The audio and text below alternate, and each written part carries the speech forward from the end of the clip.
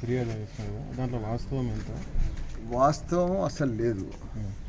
అది 47 ఎకరాలు భూమి ఎస్టీలది. అదేదో ఎస్టీలది, అది కూడా 38 అని అంటున్నారు. వాళ్ళు కొన్నోళ్ళంతా రకరకాల రామరెడ్డి అని వాళ్ళు రకరకాల మనుషులు ఉన్నారు. వాళ్ళకు 38 కింద ఏదో డబ్బులు అడిగారు, వాళ్ళు ఇచ్చారు. ఆ మధ్యవర్తులు కొందరు తిన్నారు.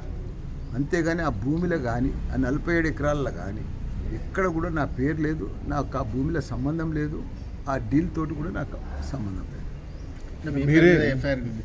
అదే చేసారు వాళ్ళు, కోర్టుకు వెళ్ళి ఆర్డర్ తెచ్చి ఎఫ్ఐఆర్ బుక్ చేయమని తెచ్చారు. నేను కూడా ఇప్పుడు రాసిచ్చిన, నేను కూడా కోర్టుకు పోయి నాకు సంబంధం లేదని నేను కూడా కోర్టు.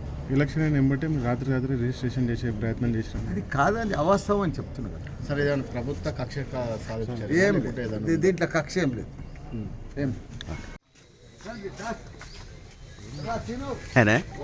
ఓ ఏదిలా బాగా సీను రా, ఇక ఫోటో దిగితే అయిపోతుంది. మళ్ళీ అంత దూరంకెళ్ళి వచ్చింది అంటేనా? అరే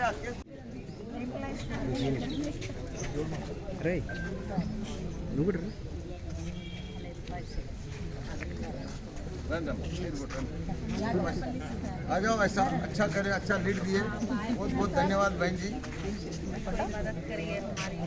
बरोबर करेगा।